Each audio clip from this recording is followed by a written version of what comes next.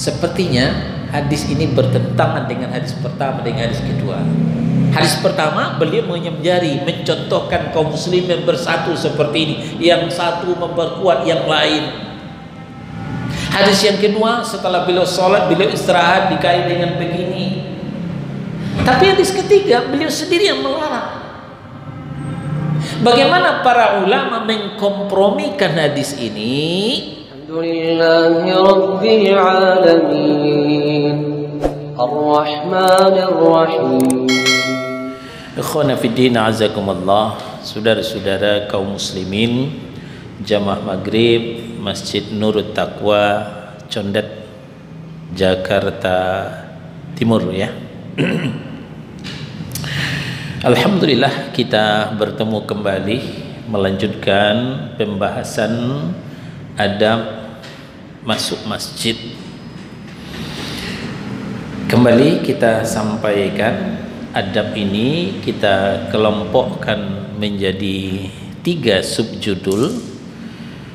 Subjudul yang pertama, hal-hal yang dianjurkan ketika masuk masjid. Segera ke masjid, jalan dengan tenang, tidak tergesa-gesa, doa berangkat, doa masuk dan doa keluar masjid, mendahulukan kaki kanan ketika masuk, mendahulukan kaki kiri ketika keluar, salat tahiyatul masjid, dan kemudian memakai baju yang pantas. Ini sudah kita bahas pada bulan lalu. Sekarang kita masuk kepada subjudul yang kedua, hal-hal yang dilarang. Nah, ini perlu kita antisipasi supaya tidak mengurangi pahala ibadah kita ketika berada di dalam masjid. Beberapa hal yang dilarang. Pertama, dilarang jual beli di masjid. Dilarang jual beli di masjid tanpa kecuali, ya. Jual beli, transaksi, ya, apapun bentuknya dilarang, tidak dibolehkan. Dalam berbagai hadis Nabi Shallallahu Alaihi Wasallam mengingatkan kepada kita, kalau kita melihat ada yang bertransaksi di masjid, apakah dia menjual ataukah dia membeli, maka ucapkanlah kepadanya, la arbahallahu tijaratak. Semoga Allah tidak akan memberikan keuntungan terhadap perdaganganmu. Ya, ini doa yang jelek, ya, doa yang jelek terhadap orang yang mengadakan transaksi di masjid. Ini menunjukkan, ya, tidak pantas transaksi apapun di masjid, karena masjid itu tempat ibadah, masjid itu tempat berzikir, masjid itu tempat taqarrub ilallah, mendekatkan diri kepada Allah. Lalu kalau kita bumbui dengan tijarah, kita bumbui dengan perdagangan, transaksi, ini akan mengganggu kekhusyukan kita dalam beribadah. Termasuk juga di dalamnya, mohon maaf, panitia amil zakat, ya, panitia amil zakat. Tidak semua muzaki itu membawa beras dari rumahnya. Dia membawa duit, membawa rupiah. Maka sering kita saksikan, ya, saya nggak tahu di Nurut Taqwa, ya, di masjid-masjid lain kita lihat panitia menyediakan beras, ya, 1 porsi zakat fitri atau zakat fitrah. Nah, lalu si muzaki membeli beras si panitia. Nah, lalu kemudian setelah berlangsung transaksi, maka si muzaki menzakatkan beras itu sebagai fitrahnya atau zakat fitrinya. Ini juga termasuk.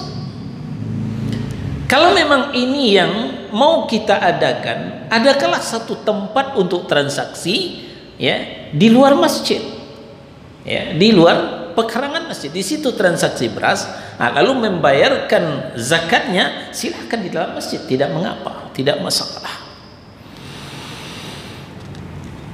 Hadis dari Abu Hurairah radhiyallahu anhu bahwa Rasulullah sallallahu alaihi wasallam bersabda, "Idza ra'aitum man bai'u aw yabta'u fil masjid."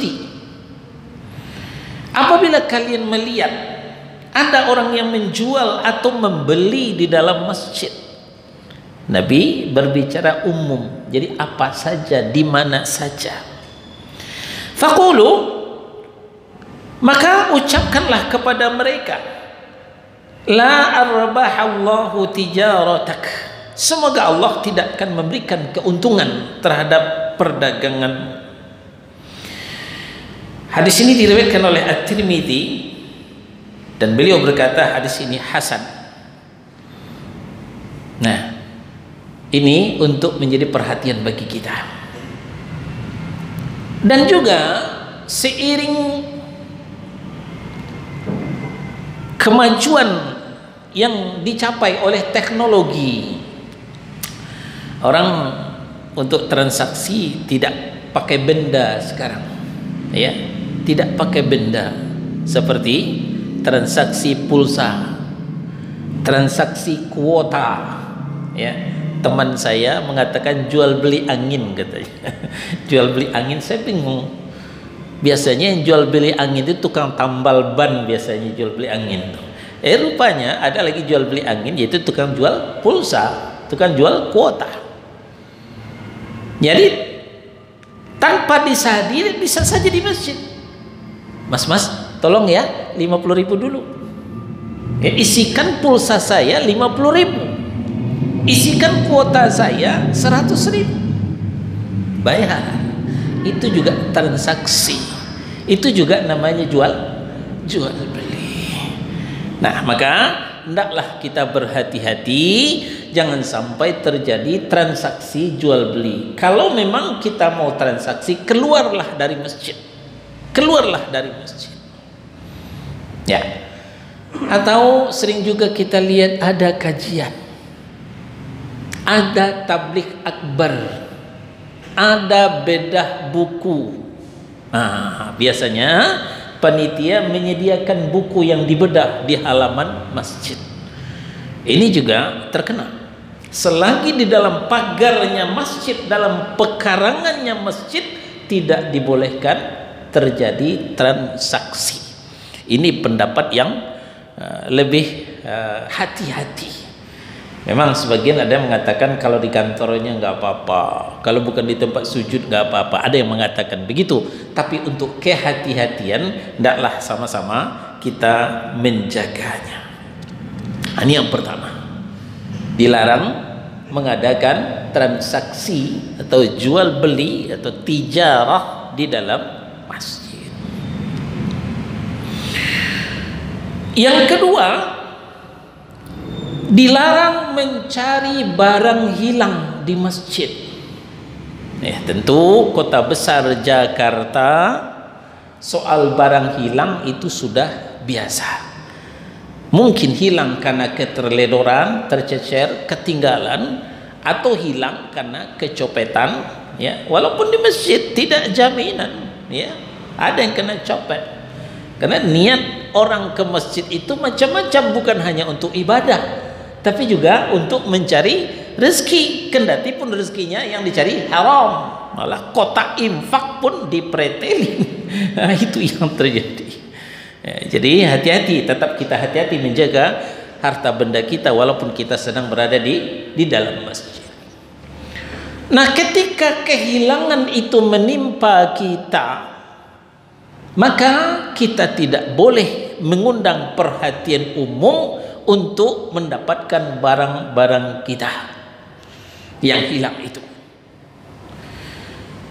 Nabi SAW bersabda, masih dari Abu Hurairah radhiyallahu anhu. Apa kata Nabi? Man sami'a rajulan yanshudu dhallatan fil masjidi falyaqul la raddaha Allahu 'alaika fa innal masjida lam tubna li hadza. Siapa yang mendengar ada seseorang mencari barangnya yang hilang di dalam masjid, maka ucapkanlah kepadanya, semoga Allah tidak akan mengembalikan barang itu kepadamu. Kenapa? Karena sesungguhnya masjid tidak dibangun untuk mencari barang hilang. Nah, kadang-kadang malah dibantu oleh DKM, ya, pakai mic.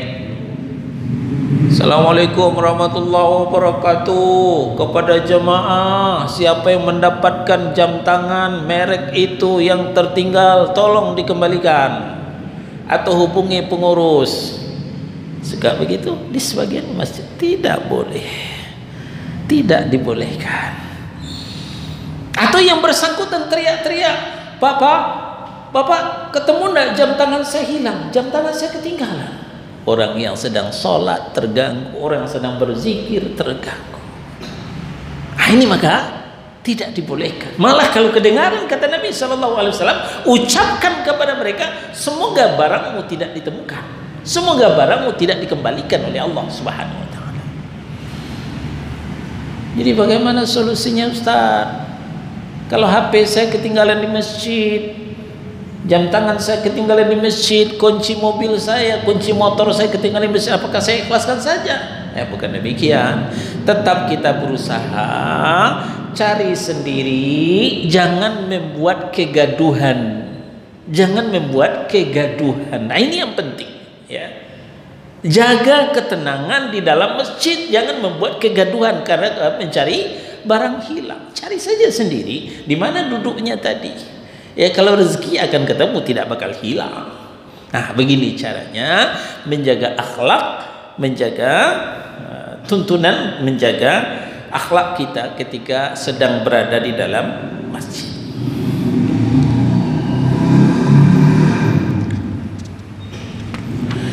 Sudah dua. Yang ketiga, tidak boleh mengangkat suara di dalam masjid kalau itu tidak perlu. Nah, ini kita garis bawahi, sepanjang itu tidak perlu, dilarang mengangkat suara di dalam masjid. Kalau perlu gimana, Ustaz? Ya kalau perlu nggak apa-apa. Ya, misal seorang guru mau mengajar muridnya, ya, khutbah Jumat. Kalau khutbah Jumat bisik-bisik, jamaahnya tidur, ya. Kalau khutbah suaranya harus kencang. Bahkan diceritakan ketika Nabi khutbah itu matanya merah, suaranya kencang, seakan-akan memberitahukan musuh sudah datang. Nah, begitu. Malah kadang-kadang ketika khatib suaranya sudah kencang, malah ada juga jamaah yang tidur,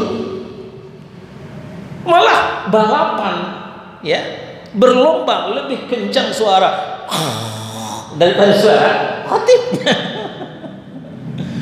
Nah, jadi demikian. Jadi mengangkat suara itu kalau tidak diperlukan, seperti ngobrol, ngalur ngidul, nggak boleh. Berbisik-bisik saja kalau bicara, pelan-pelan saja.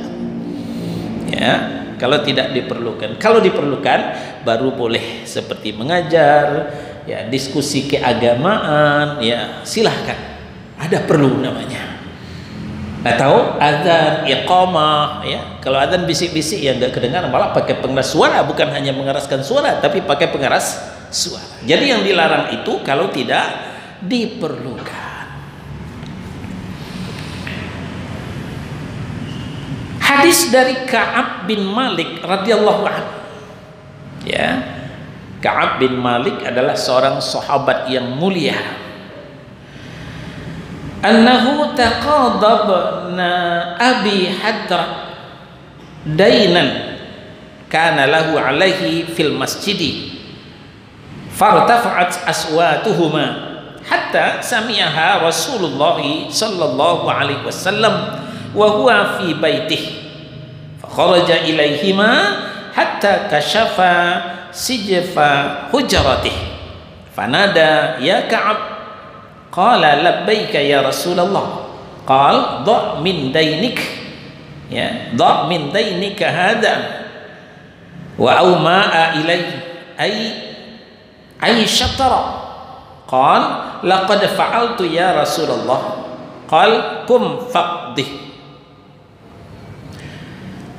Diceritakan bahwa Ka'ab bin Malik menagih utang ya kepada Ibnu Abi Hadrat. Ka'ab bin Malik radhiyallahu an meminta Ibnu Hadrat melunasi hutangnya. Ya, biasa kan di antara kita saling utang mengutang, pinjam meminjam. Ya, kalau bisa hindarilah berhutang kalau bisa. Ya, kalau kepepet nggak bisa lagi ya silahkan, nggak apa-apa sepanjang hutangnya tidak berbunga. Hindari ribawiyah. Nah, ternyata Hadrat ini berhutang kepada Ka'ab bin Malik. Mungkin sudah jatuh tempo atau bagaimana atau talat bayar, ya wallahu a'lam. Maka Ka'ab bin Malik menagih ya supaya saudaranya Ibnu Abu Hadrat tadi melunasi hutangnya. Gimana nih? Hutang kemarin udah ada belum? Ya bahasa kitanya begitu.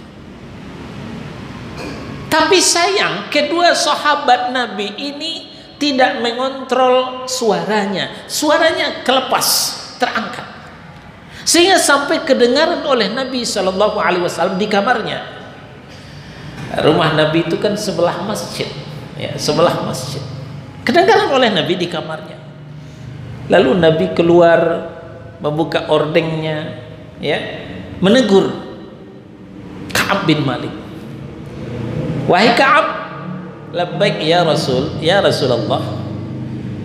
Cobalah potong ya hutangnya saudaramu Ibnu Abi Hadrat itu, ya.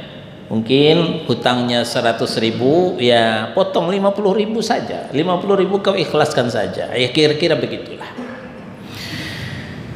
Apa jawab daripada Ka'ab bin Malik? Itu sudah saya lakukan ya Rasul. Sudah saya diskon, sudah saya potong. Nah, kemudian beliau juga berkata kepada Abu Hadrat, wahai Abu Hadrat, bangunlah dan segera lunasi hutangmu. Segera lunasi hutangmu. Nah, sudahlah, tidak usah berbicara keras juga lagi. Selesaikan itu secepatnya, kata Nabi Sallallahu Alaihi Wasallam. Hadis ini diriwayatkan oleh Al-Bukhari, Muslim, Ahmad, An-Nasai dan Abu Dawud. Al-Bukhari dalam sahihnya. Kemudian dalam riwayat yang lain, Sa'id bin Yazid berkata, aku berdiri di dalam masjid, tiba-tiba ada seorang lelaki menimpukiku dengan kerikil. Lalu aku melihat ternyata beliau adalah Umar bin Khattab radhiyallahu anhu. Ternyata ya Umar bin Khattab. Jadi As-Sa'id bin Yazid, seorang sahabat yang mulia, ditimpuk oleh Umar ibn Khattab dengan kerikil. Karena jauh mungkin ngasih tahu. Nolong kan? Umar bin Khattab. Apa kata Umar? Pergilah dan datangkanlah dua orang ini kepadaku. Rupanya ada Umar melihat dua orang yang sedang berbicara yang keras. Lagi ngobrol, suaranya kencang. Nah, maka dipanggillah sahabat As-Sa'id bin Yazid tadi dengan melontarkan kerikil ke punggungnya. Nah, dipanggil, coba panggil dua orang itu sini. Maka As-Sa'id bin Yazid tadi memanggil dua orang tadi. Disuruh menghadap Umar ibn Khattab radhiyallahu anhu. Ketika dua orang tadi sudah sampai di depan Umar, apa yang terjadi? Umar berkata, kata Umar, siapa kalian? dari mana kalian berasal? Maka dua orang tadi menjawab, kami berasal dari Taif, wahai Umar. Selanjutnya kata Umar, jika kalian berdua berasal dari penduduk negeri ini, kalau kalian orang sini, aku akan mencambuk kalian. Aku akan mencambuk kalian. Demikian tegasnya Umar. Karena berbicara keras di dalam masjid, ngobrol dengan lantang di masjid.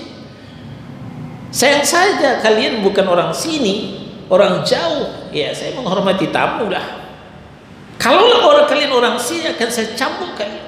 Karena kalian telah berbicara keras di dalam masjid. Nah, dua hadis ini dijadikan oleh ulama untuk sebagai dalil bahwa dilarang kita mengeraskan suara di dalam masjid kalau tidak perlu. Nah, sekarang kita lihat, bukan hanya ngobrol dalam masjid, malah bermusik ria di dalam masjid. Katanya hari besar Islam, apakah itu Maulid Nabi, apakah itu Isra Mi'raj, apakah itu 1 Muharram tahun baru, dibawalah merawis ke masjid, ya, gambus berikut gendangnya gedebak gedebuk di dalam masjid. Terjadilah kebisingan di dalam masjid. Ini bukan mengangkat suara lagi, telah terjadi kegaduhan di masjid. Tentu ini ya lebih tidak boleh lagi. Ini lebih tidak boleh lagi. Tapi ini yang banyak terjadi di sebagian masjid kaum muslimin. Ini untuk kita perhatikan. Sudah 3 ya. Yang keempat sekarang, tidak dibolehkan juga ke masjid, ya, sebelum masuk masjid makan bawang merah, makan bawang putih. Ya, jadi kita menjaga ya kenyamanan aroma. Itulah barangkali yang lebih umum, menjaga kenyamanan aroma.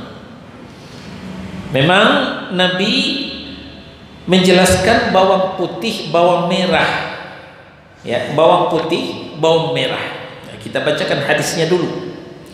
Hadisnya dari Jabir radhiyallahu anhu bahwa Nabi sallallahu alaihi wasallam bersabda, "Man akala thuman aw basalan falyatazilna aw qala falyatazil masjidana falyaqud fi baitih."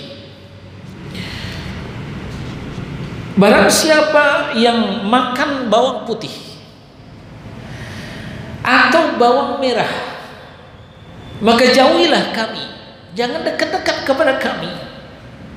Atau beliau bersabda, maka jauhilah masjid kami dan diam sajalah di rumah. Ya, hadis diriwayatkan oleh Al-Bukhari, diriwayatkan oleh Al-Bukhari dalam sahihnya. Kebiasaan orang Arab, ya, ada orang Arab gak di sini? Kebiasaan orang Arab, di zaman Nabi tentunya, suka makan bawang mentah. Pakai bawang putih, pakai bawang merah, makan mentah-mentah. Itu aromanya menyengat. Aromanya menyengat.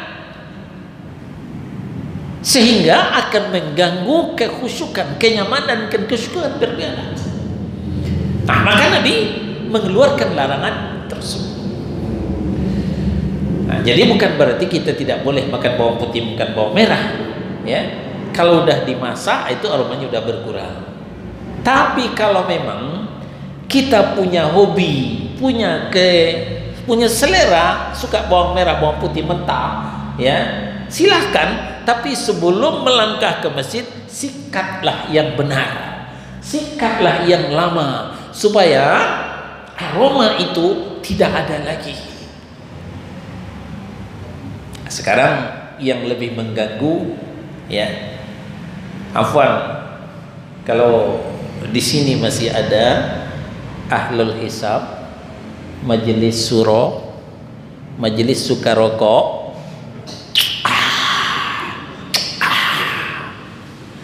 Ini aromanya lebih hebat lagi dari bawang putih dan bawang merah.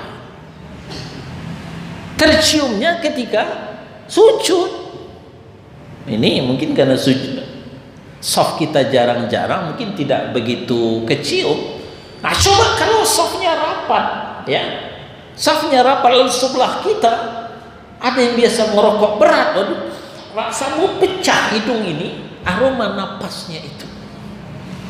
Nah, jadi kalau ada, mohon maaf, berhentilah merokok. Nggak ada untungnya merokok itu, ya. Di samping ngabisin duit, ya, merusak kesehatan, juga jamaah terganggu ketika kita sujud. Ketika kita sujud, ini dilarang oleh Nabi SAW. Intinya, barang siapa yang mulutnya bau, nggak usah ke masjid, kata Nabi. Itu kesimpulannya.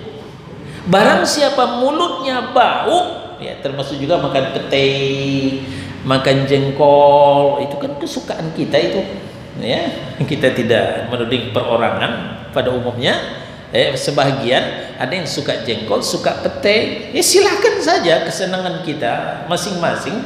Tapi setelah itu sebelum ke masjid, sikatlah yang benar, sikatlah yang lama supaya aroma itu hilang.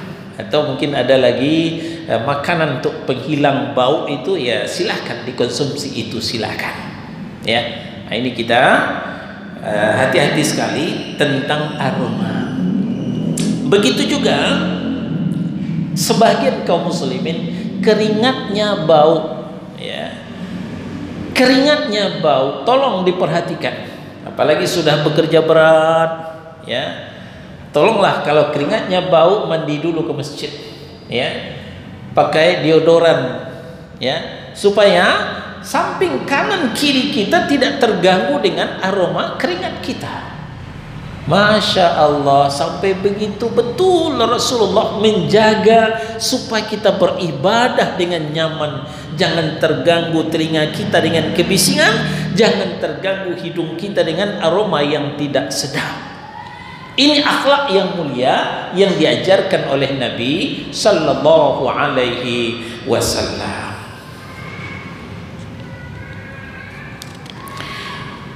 Di riwayat yang lain, Nabi Sallallahu Alaihi Wasallam bersabda, "Man akala min hadhihi syajaratil muntinah, fala yaqrabanna masjidana, fa innal malaikata ta'dam mimma yata'adda minhul ins." Barang siapa yang memakan pohon ini, ya, ada pohon yang baunya busuk, ya, maka janganlah mendekati masjid kami, karena malaikat merasa tegang, ya. Malaikat merasa terganggu dengan apa yang membuat manusia terganggu. Sudah berlalu pembahasan kita ketika kita membaca Al-Quran, mulutnya dibersihkan. Kenapa? Malaikat mendekatkan mulutnya, hidungnya ke mulut orang yang membaca Al-Quran. Jadi ketika mulut kita bau, bukan hanya manusia yang terganggu, malaikat juga terganggu.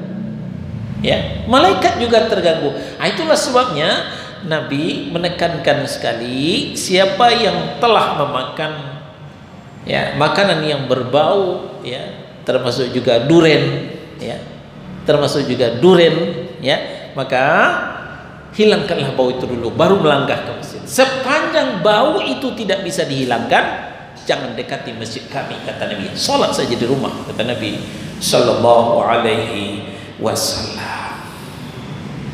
Sudah apa itu? Tidak boleh jual beli, tidak boleh mencari barang hilang di masjid, tidak boleh mengeraskan suara, kemudian tidak boleh ke masjid orang yang bau, ya, bau mulutnya, termasuk juga bau ketiaknya. Dapat. Yang kelima, tidak juga dibolehkan keluar masjid ketika azan sudah berkumandang. Ya. Tidak pula juga tidak juga boleh keluar dari masjid setelah azan berkumandang. Ya, sebelum azan nggak ingat sama sekali. Setelah azan, aduh, saya janjian, saya ada perlu, saya misi dulu ya, langsung kabur padahal azan sudah berkumandang. Tidak boleh. Jadi sepenting apapun, seperlu apapun, kalau azan sudah berkumandang, ya sholat dulu. Sholat dulu, selesai sholat baru kita boleh keluar dari masjid. Jadi dilarang keluar dari masjid setelah azan berkumandang. Kalau mau keluar dari masjid, ya usahakan sebelum azan berkumandang. Sebelum azan berkumandang. Hadis dari Abu Sa'sa. Hadis dari Abu Sa'sa radhiyallahu anhu. Kunna qu'udan fil masjidi ma'a Abi Hurairah radhiyallahu anhu. Fa'adzana al-mu'adzinu faqama rajulun minal masjidi yamshi fa'atba'ahu Abu Hurairah basarahu hatta kharaja minal masjidi faqala Abu Hurairah amma hadha faqad 'asa Abul Qasim sallallahu alaihi wasallam. Kata Abu Sa'sa, kami duduk di dalam masjid, ya seperti kita, ya. Kami duduk di dalam masjid bersama Abu Hurairah radhiyallahu anhu. Bersama Abu Hurairah radhiyallahu anhu. Lalu seorang muazin mengumandangkan azan. Muazin mengumandangkan azan, waktu sudah masuk. Tapi tidak disebutkan waktu sholat apa. Lalu kemudian ada seorang lelaki keluar dari masjid, lalu dipanggil oleh Abu Hurairah radhiyallahu anhu. Ya, tentu bagi Abu Hurairah jelas keluarnya kemana. Keluarnya bukan ke kamar mandi, keluarnya bukan ke toilet, keluarnya bukan ngambil wudhu, tapi keluarnya mau jauh, mau keluar masjid. Dipanggil oleh Abu Hurairah hingga orang itu keluar dari masjid. Abu Hurairah berkata, orang ini telah bermaksiat kepada Abul Qasim. Kata Abu Hurairah. Sudah dipanggil, mas sini duduk. Tapi apakah orang ini nggak dengar, ataukah orang ini ya tetap saja mengedepankan kepentingannya, dia tetap jalan, tetap sampai di luar. Apa kata Abu Hurairah? Orang ini telah durhaka kepada Abul Qasim.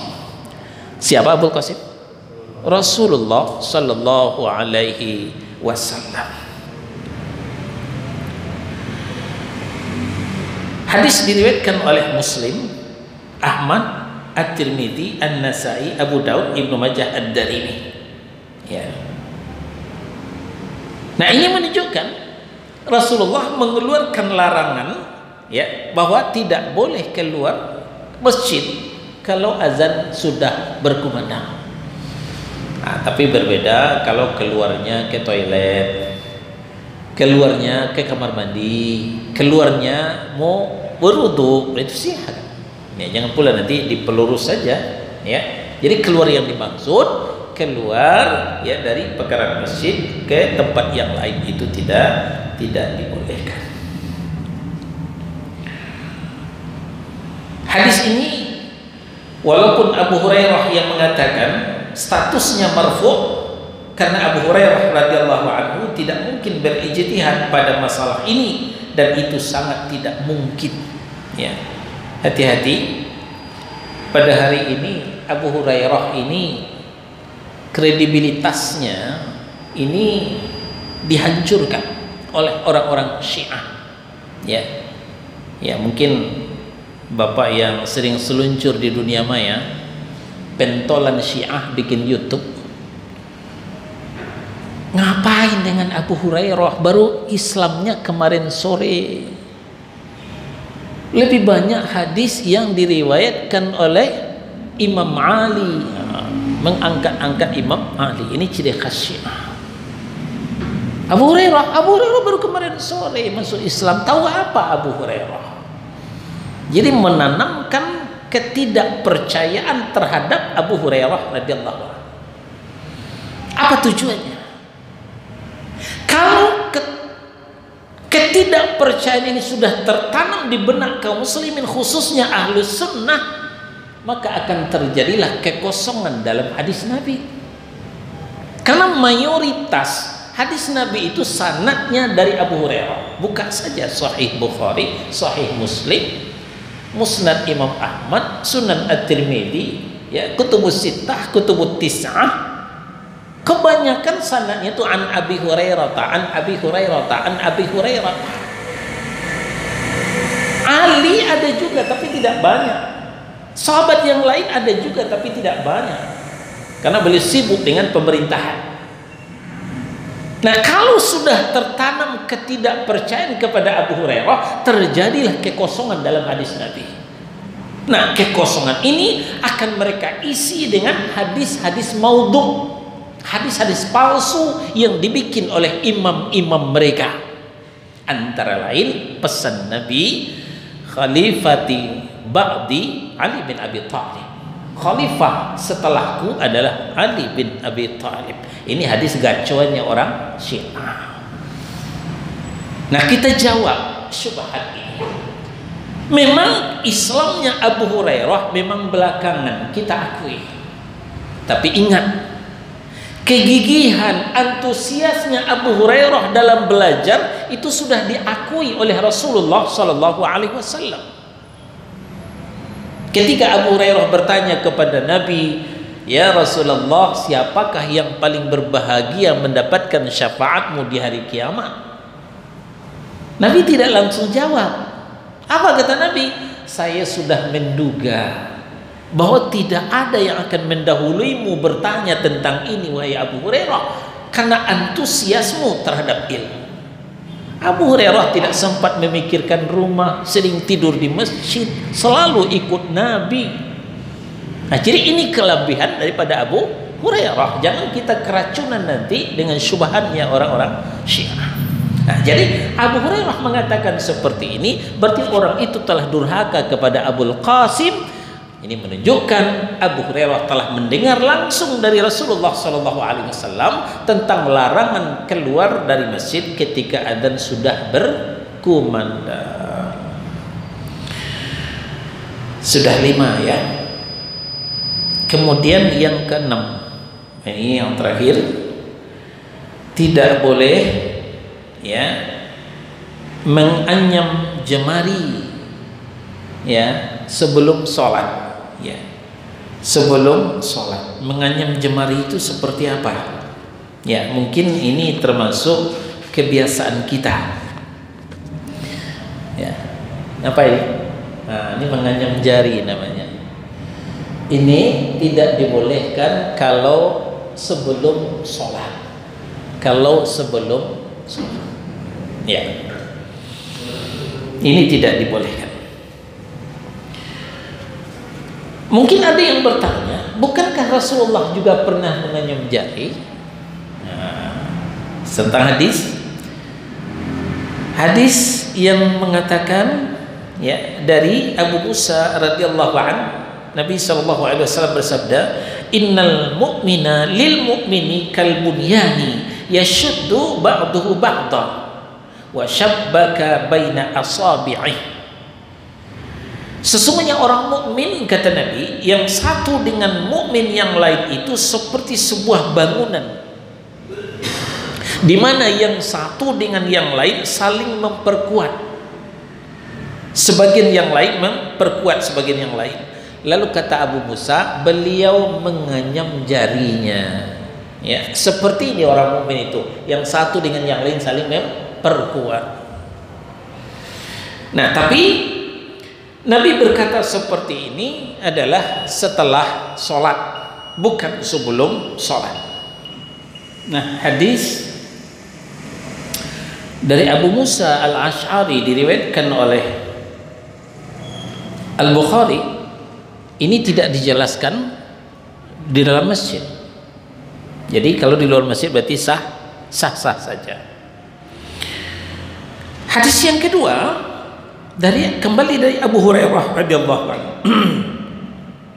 Beliau menceritakan tentang lupanya Rasulullah, ya. Kalau dalam pelajaran fikih, saya nggak tahu udah nyampe atau belum. Dalam pelajaran fikih tentang awal disyariatkannya sujud sahwi. Pada satu kali Rasulullah lupa sholat 4, dibuat 2. Setelah 2 rakaat beliau salam. Nah kemudian beliau mendekati kayu yang membelintang, ya. Kemudian beliau menganyam jarinya, yang kanan di atas yang kiri. Kemudian beliau tidur. Mungkin kecapean kali, beliau tidur di atas kayu itu. Nah, hadis yang pertama beliau mengenyam jari. Hadis yang kedua beliau juga menganyamnya jari, menyilangkan jarinya. Ya, diriwayatkan oleh Al-Bukhari, Muslim, Ahmad dan Tirmidzi. Tapi hadis yang ketiga dari Ka'ab bin Ujrah radhiyallahu anhu, diriwayatkan oleh Abu Daud, Ahmad dan Ad-Darimi. Ya, kata Nabi sallallahu alaihi wasallam, "Idza tawaddaa ahadukum fa ahsana wudu'ahu, thumma kharaja 'amidan ilal masjidi, fala yushabbikanna yadayhi fa innahu fis shalah." Bila seseorang di antara kalian berwudu, lalu dia menyempurnakan wudunya, kemudian pergi ke masjid, maka janganlah sesekali dia menganyam jari jemarinya, antara jari jemarinya. Kenapa? Karena sesungguhnya ia berada di dalam sholat, kata Nabi. Nah, sepertinya hadis ini bertentangan dengan hadis pertama dengan hadis kedua.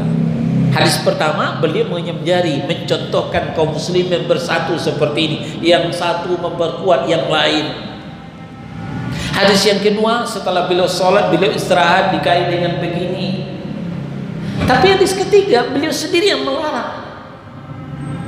Bagaimana para ulama mengkompromikan hadis ini? Nah, larangan ini berlaku ketika sebelum sholat. Karena sebelum sholat menunggu muazin mengumandangkan iqamah, itu sudah terhitung sholat. Maka dalam sholat nggak boleh begini. Nah, Nabi yang sholat 2 rakaat tadi, yang istirahat di atas kayu tadi, setelah sholat. Kalau setelah sholat nggak apa-apa mengayam jari, menyilangkan jari. Nah, begitu ulama mengkompromikan, menjamak 2 hadis ini, bukan mengantukkan seperti itu, ya, tapi dikompromikan. Bagaimana hasil istinbatnya? Kalau di luar masjid atau setelah sholat nggak apa-apa seperti ini. Tapi kalau di dalam masjid, apalagi menunggu sholat, itu tidak boleh. Ya, ini yang dilarang di dalam masjid. Nah, inilah 6 hal yang dilarang ketika dalam masjid. Pertama, jual beli tidak boleh di masjid. Yang kedua, mencari barang hilang tidak boleh di masjid. Yang ketiga, mengeraskan suara kalau tidak ada keperluan. Yang keempat, menjaga bau yang tidak sedap, apakah dari mulut ataukah dari badan. Lalu yang kelima, tidak boleh keluar masjid setelah azan berkumandang. Yang terakhir, yang keenam, tidak boleh menganyam jemari sebelum sholat. Inilah 6 hal yang terlarang. Alhamdulillahi Rabbil Alamin, Ar-Rahmanir Rahim.